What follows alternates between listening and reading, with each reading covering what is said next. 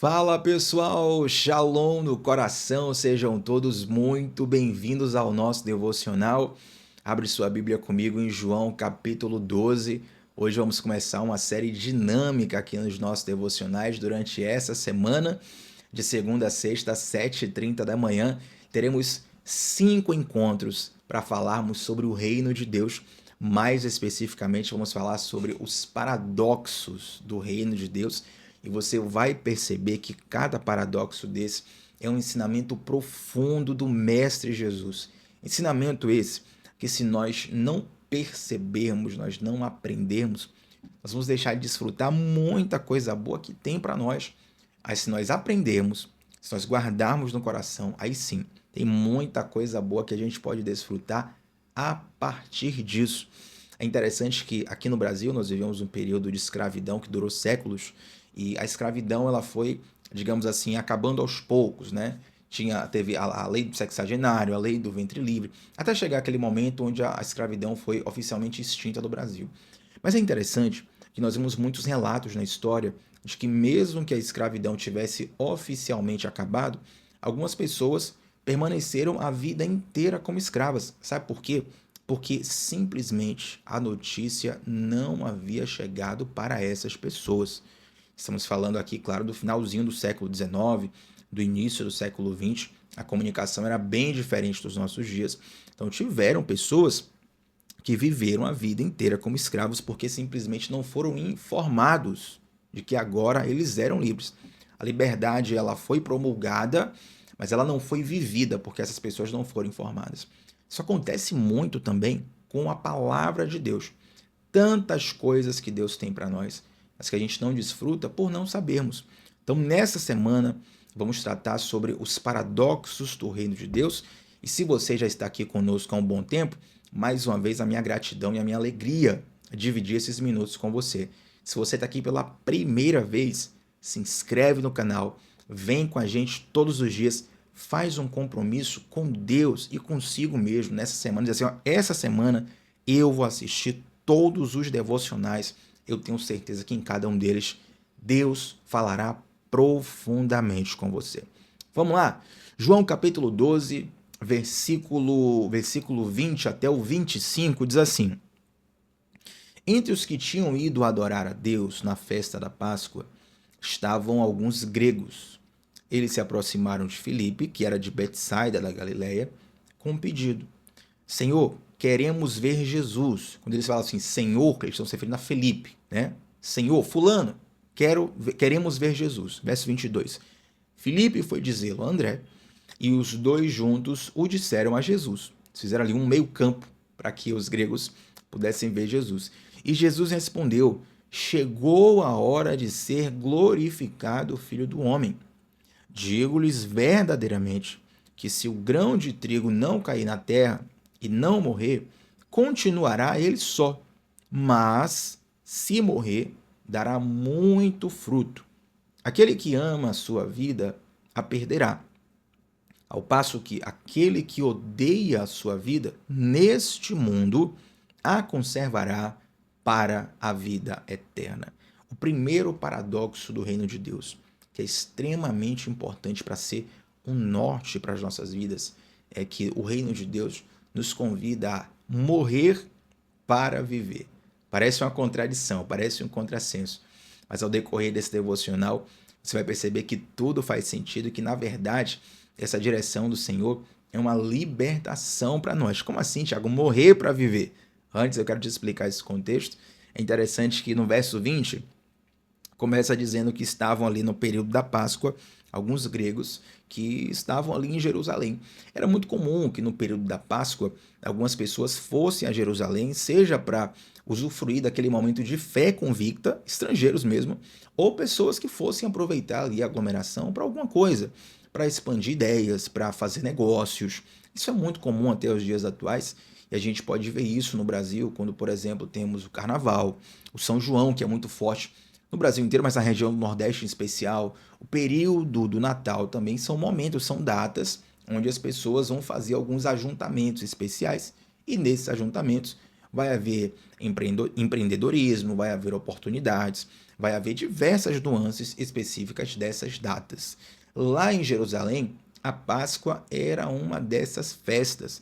Tanto é que Jesus, ele morre, ressuscita, depois de alguns dias ele ascende aos céus, e quando o Espírito Santo desce sobre a igreja lá em Atos 2, os apóstolos eles começam a pregar para pessoas de diversas nações que estavam ali justamente por conta daquela ocasião especial, a Páscoa depois de um tempo Pentecoste. E é interessante, gente, que no verso 20 ao 22, esses gregos eles tentam encontrar Jesus. Jesus já era conhecido também fora de Israel. Lembrando que Jesus fez milagre para centurião romano, Jesus fez milagre para a mulher sirofenícia, Jesus fez milagre lá em Gadara, né? Quem lembra do endemoniado gadareno? Fizemos uma série, inclusive, sobre o endemoniado gadareno aqui no Devocional, e essa região era também uma região gentílica, uma região de estrangeiros. A fama de Jesus já havia se espalhado, e esses gregos, eles queriam conhecer essa sabedoria de Jesus, ter acesso a esse grande mestre, esse grande profeta. E é claro que os gregos, eles sempre foram conhecidos na história, com muita razão, por conta da sua filosofia. Eles têm uma filosofia riquíssima. A gente vai falar dos gregos, vamos falar aqui dos filósofos pré-socráticos, vamos falar de Sócrates, vamos falar de Platão, vamos falar de Aristóteles, vamos falar de muitos nomes que perder a conta. A riqueza filosófica da Grécia é inigualável e eu não preciso nem dar muitos exemplos para te lembrar disso. Mas é interessante, gente, que esses gregos eles vieram para ouvir uma mensagem, para ver uma palavra de sabedoria, e Jesus traz a eles uma mensagem extremamente radical, uma mensagem que transcende a lógica. Como assim morrer para viver? E essa mensagem de morrer para viver, ela é presente em vários momentos da palavra de Deus. A gente leu João 12, versículo 24, onde Jesus dá um exemplo muito especial sobre o grão de trigo. Se o grão de trigo não cair na terra e não morrer, ele vai continuar só, mas se morrer, dará muito fruto. Primeira coisa, a gente não pode enxergar esse morrer para viver como prejuízo. A gente tem que enxergar como um investimento, porque é assim que a morte é tratada na palavra de Deus. Quando se fala em morrer para si mesmo, a pessoa que não tem a revelação do Espírito, a pessoa que não tem o entendimento de Deus, ela pensa muito no prejuízo. O que é que eu vou perder servindo a Deus?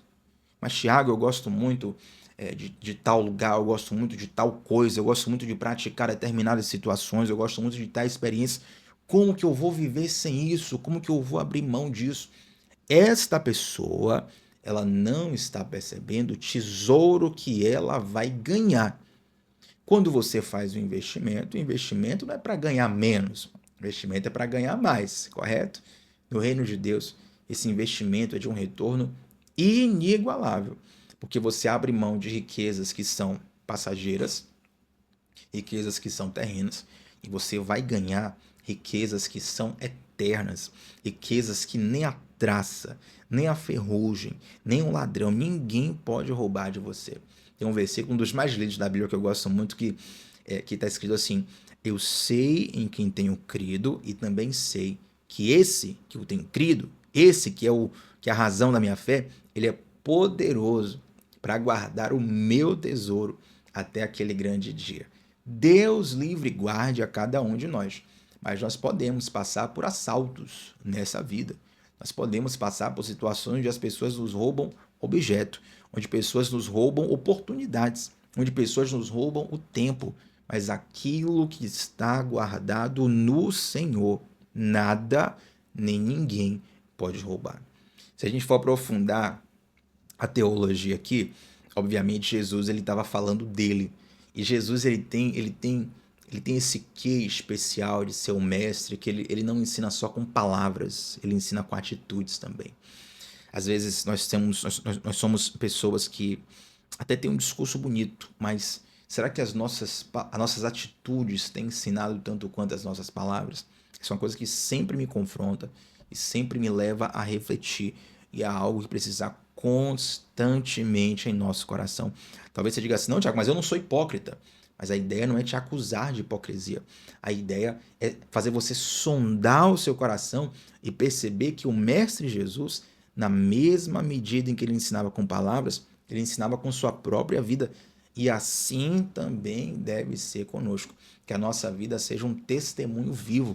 A palavra de Deus nos chama de cartas vivas. Nós somos cartas vivas, é como se Deus escrevesse através da nossa vida para alcançar corações que ainda não foram tocados, que ainda não foram alcançados por Ele.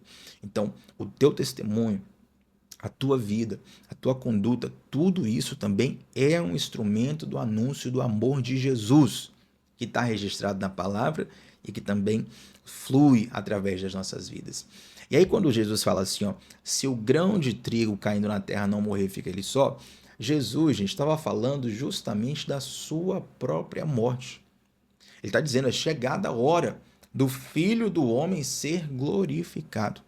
E quando nós falamos de glória, nós falamos de sucesso, nós falamos de vitória, nós falamos de riqueza financeira, nós falamos de coisas que têm a ver com a nossa perspectiva carnal, limitada.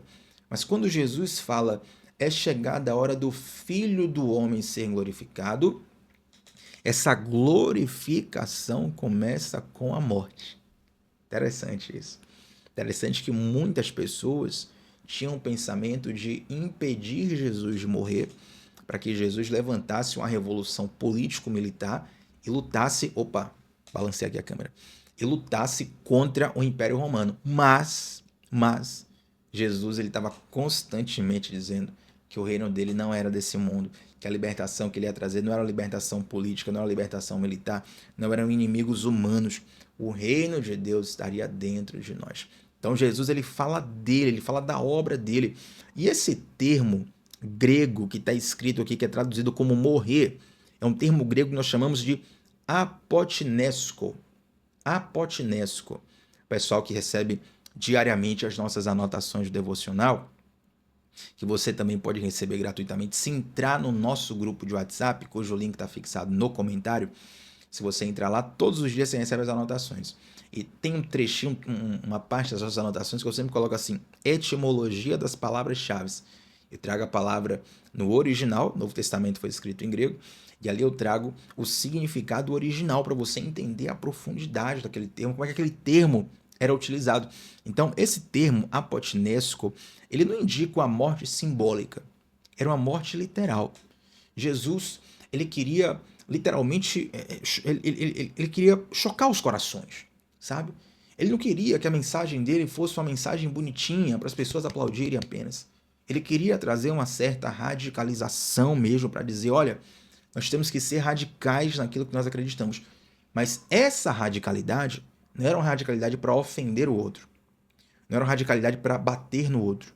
Não era uma radicalidade para você machucar o outro.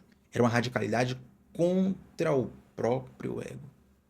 Ele está dizendo, ó, eu vou ser glorificado. E para que eu seja glorificado, eu preciso morrer. E agora ele vai transmitir essa mesma mensagem para os seus discípulos. Aquele que ama a sua vida, a perderá, ao passo que aquele que odeia a sua vida neste mundo, a conservará para a vida eterna. Jesus está dizendo o seguinte, para que você floresça, para que você frutifique, você precisa ser uma semente semeada. Não adianta ser uma semente guardada. Tem que ser uma semente semeada. Às vezes você vai ali aquelas lojas, né, de produtos rurais, aí tem algumas sementinhas que ele vende nos pacotinhos. Você pode comprar uma semente daquela e deixar guardada no teu armário. Não vai adiantar de nada, ela não vai nascer nunca, não vai frutificar nunca. Para que essa semente ela frutifique, você precisa plantar na terra. E a semente, ela começa a frutificar, ela começa a dar o seu resultado justamente quando ela morre. Guarda o seu coração que eu vou te falar agora. Quem está vendo o teu processo de fora, pensa que Deus está te matando. Mas quando você entende uma palavra como essa, quando você entende esse paradoxo do reino, você entende que Deus está te plantando. Quem vê de fora pensa que Deus está te matando. Mas quando você entende que o grão ele precisa morrer para frutificar, você percebe que Deus está te plantando. E aí um grãozinho de trigo você planta ali, ele vai dar muitos outros trigos, ou seja, a frutificação vai ser muito maior, certo? E quando a Bíblia fala assim, gente, aquele que ama a sua vida a perderá, eu já fiz um devocional sobre isso, mas de modo bem rápido, para quem nunca entendeu direito esse termo. Já o que é que significa quem ganhar sua vida vai perder, quem perder sua vida vai ganhar? Parece até que traduziram errado essa palavra. O que é que significa? Eu vou utilizar outras palavras para você compreender o sentido do texto, tá bom? Quando a Bíblia fala assim, ó, aquele que ama a sua vida a perderá, verso 25 de João 12, é como se Jesus estivesse dizendo assim, ó, aquele que ama o seu próprio ego vai estragar a sua história. Quando você tem muito apego ao seu próprio ego, você vai terminar mal. Por quê? Vamos lá, vamos pensar o seguinte. Muitas das ideias de Jesus confrontam as nossas próprias ideias. Sim ou não? Sim ou não? Quem tem experiência com Deus sabe que muitas, a grande maioria das vezes, poxa, na imensa maioria das vezes, que Deus fala conosco, salvo uma exceção ou outra, ele vai nos confrontar, vai nos mudar de direção, vai nos falar coisas que pelo nosso ego, pela nossa vontade, pela nossa natureza carnal, nós não, nós pensamos o contrário. As nossas ideias são diferentes, nossos sentimentos são diferentes, nossos pensamentos são diferentes. O próprio Deus fala isso em alguns momentos no Antigo Testamento. Os meus pensamentos, eles são maiores do que os de vocês. Vocês não estão entendendo o que eu estou fazendo. Tem um versículo, inclusive, que o próprio Jesus fala assim, ó, o que eu faço agora tu não entendes. Lá na frente você vai entender. Porque Deus, ele está vendo coisas que a gente não vê. Ele sabe de coisas que a gente não sabe. Inclusive sobre nós mesmos. Então, quando o Senhor nos confronta com essas ideias, e esse confronto é para gerar transformação em nós temos uma escolha. Ou seguimos essa direção de Deus, ou seguimos o nosso próprio ego, nosso próprio orgulho, nossa própria arrogância, sabe? A gente é como se a gente dissesse assim, olha, não, eu acho que eu sei o que fazer da minha vida melhor do que Jesus, melhor do que Deus. Então, quando eu amo o meu próprio ego, eu estrago a minha vida. Agora, Tiago, então, o que é morrer para viver? Por que Jesus fala assim, aquele que odeia a sua vida nesse mundo a conservará para a vida eterna? Deus nos convida para diversas mortes todos os dias. Mortes de alguns sentimentos. Posso te dar um exemplo. Às vezes você está rancoroso com alguém porque alguém de fato te machucou, a pessoa realmente fez algo errado com você, você tem razão na discussão, mas você levou aquela situação para um rancor no coração e tem uma raiz de amargura, aí você tem que liberar perdão. Não, Tiago, mas eu estou certo na história, mas a pergunta de Jesus não é quem está certo e quem está errado. A pergunta é o seguinte, esse mal que alguém te fez, você deixou entrar no seu coração, envenenou teu coração. Você precisa deixar morrer esse sentimento de rancor, esse sentimento de raiz de amargura. Quando você deixa esse sentimento morrer, você ganha vida. Deus também nos convida para a morte de alguns pensamentos, algumas ideias, algumas percepções de mundo. Não, acho que tem que viver dessa forma, tem que fazer dessa forma, tem que ser assim, assim. Mas por quê? Com base em quê? Não, porque eu acho que é o melhor. Bom, todo mundo tem direito à sua opinião. Mas se eu tenho acesso à opinião de Jesus, meu Deus, Jesus, tu sabes melhor do que eu o que é que eu tenho que fazer, me ajuda. Qual o padrão de pensamento que está errado em mim? Aí Jesus vai dizer assim, ó, filho, 100% está errado aí, viu? Tem que reciclar tudo, tem que nascer de novo. Lá em Romanos capítulo 12, verso 2, está escrito assim, a gente precisa, para a gente experimentar a vontade de Deus, a gente precisa renovar toda a nossa mente. Passar por uma metanoia, uma transformação completa e profunda da nossa mente. Impressionante que, sem renovar a mente, sem um novo padrão de pensamento, a gente não consegue experimentar a vontade de Deus. Eu vi um post esses dias, se não me falo, para não cometer uma injustiça, eu não vou falar o nome do pastor, estou desconfiando, estou em dúvida entre dois. Os pastores são bênção, ele, rapaz. E o post, na verdade, ele dizia o seguinte, existem muitas vezes algumas frases motivacionais vazias, disfarçadas de versículo bíblico, disfarçadas de Bíblia. A pessoa, ela pega um versículo bíblico, distorce, certo? E usa aquilo como uma pílula motivacional aleatória. Fiquei pensando naquilo, né? Porque a Bíblia, de fato, ela tem alguns trechos que são bastante motivadores, ou muitos são bastante motivadores. Porém, não adianta você receber uma carga de motivação, uma injeção de ânimo, sem uma transformação de coração. Ué, vamos supor que você é um bandido. Você está na vida errada, você está cometendo crime. Aí você recebe uma frase motivacional dizendo que vai dar tudo certo para você. Peraí, você pegou essa injeção de ânimo e vai aplicar onde? Olha a importância do coração transformado. Olha a importância da mente transformada. Compreende? Teve uma pessoa que certa vez, eu não vou dar nem esse exemplo aqui, vamos seguir em frente. Jesus amado. Mas vamos lá. Deus quer muitas vezes não, Deus quer sempre mudar nosso padrão emocional, nosso padrão mental, pensamentos. Né? Então ele nos convida para a morte desse ego, mudança de sentimento. Quando Deus muitas vezes nos convida para a morte de alguns relacionamentos que nós sabemos que não nos faz bem. Nós já estamos vendo que não nos faz bem. O Senhor está nos mostrando. Então, tudo isso é um convite para a morte do próprio eu. Note que naquele momento pode ser doloroso. Naquele momento onde Deus está te plantando como semente, como grão de trigo, pode ser doloroso. Mas a frutificação é infinitamente maior. Quando Jesus ele morre na cruz, Tiago, Jesus ele foi esse grão de trigo que ele morreu, mas quais foram os frutos? Ô meu irmão, olha você aí. Olha a quantidade de pessoas, olha a humanidade, olha a criação redimida. Porque um grão de trigo, Jesus Cristo de Nazaré morreu numa cruz. E ele gerou muitos e muitos e muitos e muitos e muitos e muitos e muitos infinitos frutos. Assim também pode ser com a nossa vida. Se nós abraçarmos o convite de Jesus para morrer, e esse convite é diário. Esse convite é diário. Porque não é só um convite para dizer, olha, eu aceito a Jesus, a partir de agora eu sou cristão, eu vou seguir a palavra de Deus. Então você vai entrar num processo onde Deus vai confrontar teus sentimentos, Deus vai confrontar teus pensamentos, Deus vai confrontar teus relacionamentos, Deus vai confrontar uma série de coisas.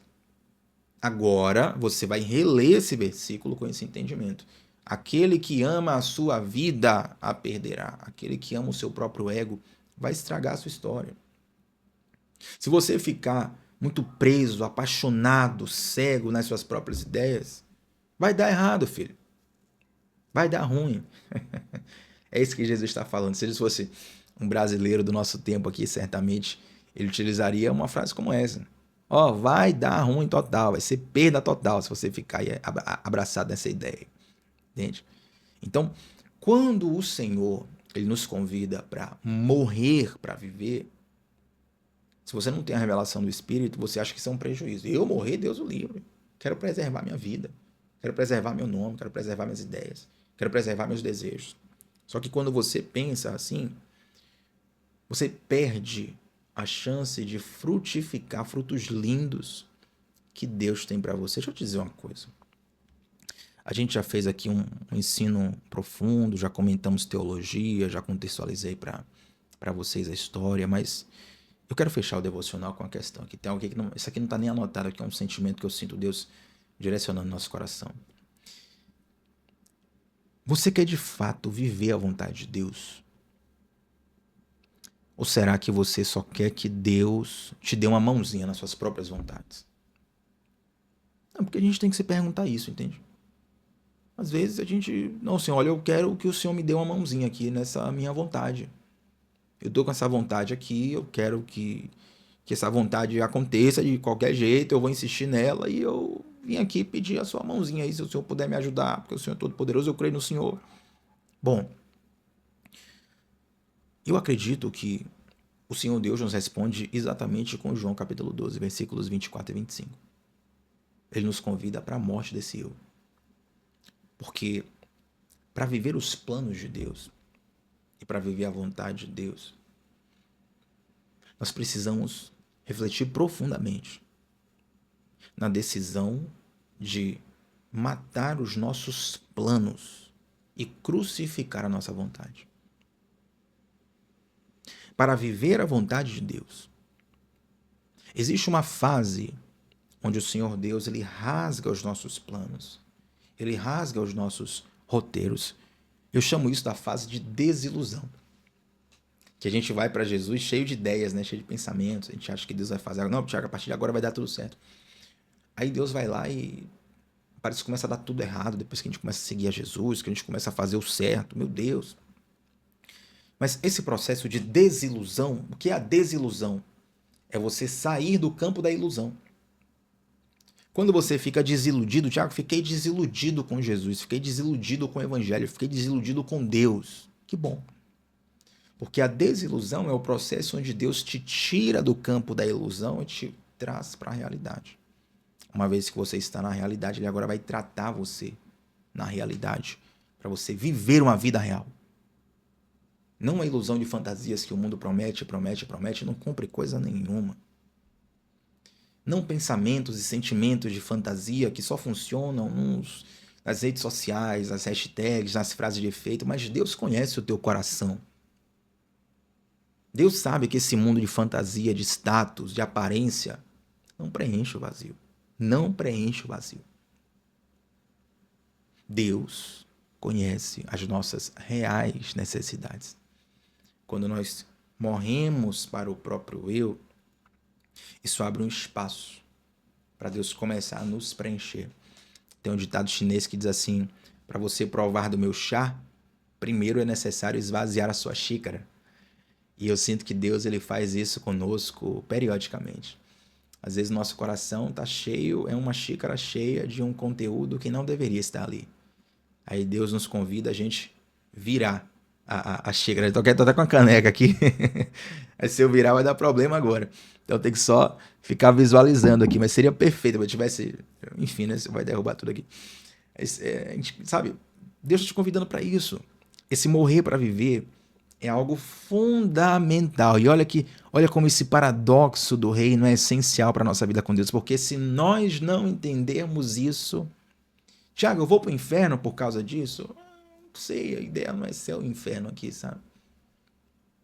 A ideia é você perder de desfrutar tantas coisas boas que Deus tem para você. E digo mais, para fechar esse devocional. Essas coisas boas para Deus, às vezes a gente pensa assim, poxa, vou ter que aguentar porque Deus me salvou, né? Como se fosse assim, Deus fez algo bom para mim, agora eu tenho que pagar um pouco, né? Tenho que meio que aguentar aqui, porque, poxa, ele fez algo tão bom e agora eu vou compensar um pouquinho. Não. Negativo. A vontade de Deus é a coisa mais prazerosa que você pode experimentar. A vontade de Deus não é um peso. Tô pagando um super preço aqui, tô sofrendo, tal. Não, calma. A vontade de Deus é a coisa mais prazerosa que você vai conhecer em toda a sua vida. All the way. Agora, para você experimentar essa vontade, o Senhor Jesus nos convida. Aquele que ama a sua vida, vai perdê-la. Mas aquele que entregar a sua vida, aquele que morrer para o seu próprio ego, para o seu próprio querer, para os seus próprios desejos, vai ganhar um tesouro que é inigualável. Primeiro paradoxo do reino, morrer para viver. E eu oro para que o Espírito Santo continue ministrando essa mensagem no seu coração. Amém? Vamos orar, gente? Eu quero convidar você. Vamos um engajamento especial hoje. Quero convidar você para deixar um like nessa transmissão. O like faz muita diferença para essa mensagem chegar para mais pessoas. E se Deus falou contigo, Ele pode falar com alguém. Seu like ajuda nisso. Se eu compartilhar, você pode pegar esse link e compartilhar com alguém também. Vai falar. Você que é novo ou nova por aqui, se inscreve em nosso canal. E mais do que essencial, você que não está no nosso grupo de WhatsApp, vem para o nosso grupo, é fechado, não tem conversas paralelas, serve para eu te enviar o link do devocional e as anotações do devocional na palma da sua mão.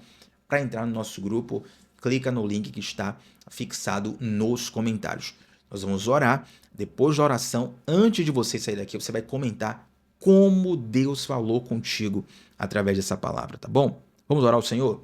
Santo Deus, muito obrigado, Pai, por essa palavra libertadora. Essa palavra que abre os nossos olhos, que traz direção aos nossos pés. Essa palavra que é um sopro do céu aos nossos corações.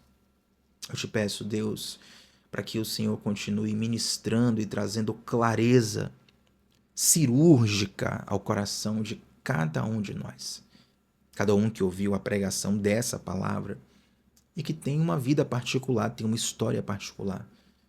O Senhor sabe nos encontrar. Que o Senhor encontre cada um dos que estão assistindo esse devocional. Que o Senhor transforme as vidas. Que o Senhor convença. A tua graça é persuasiva. E que o Senhor, Pai, nos ajude a cada dia morrermos para o nosso próprio eu. Reconheço que não é fácil na maioria das vezes. Mas eu te agradeço porque nesse processo, que às vezes é difícil, o Senhor também nos ajuda, o Senhor nos sustenta, o Senhor tem paciência conosco e o Senhor tem o melhor para nós. Nós te agradecemos por tudo, Deus. Em nome de Jesus. Amém. Gente, deixa aqui um comentário, um feedback sobre como essa palavra falou o seu coração. Se inscreve no canal e estamos juntos sempre, de segunda a sexta, 7h30 da manhã, começando o dia mergulhando na palavra de Deus. Shalom no coração, meu povo. Até a próxima. Tchau, tchau.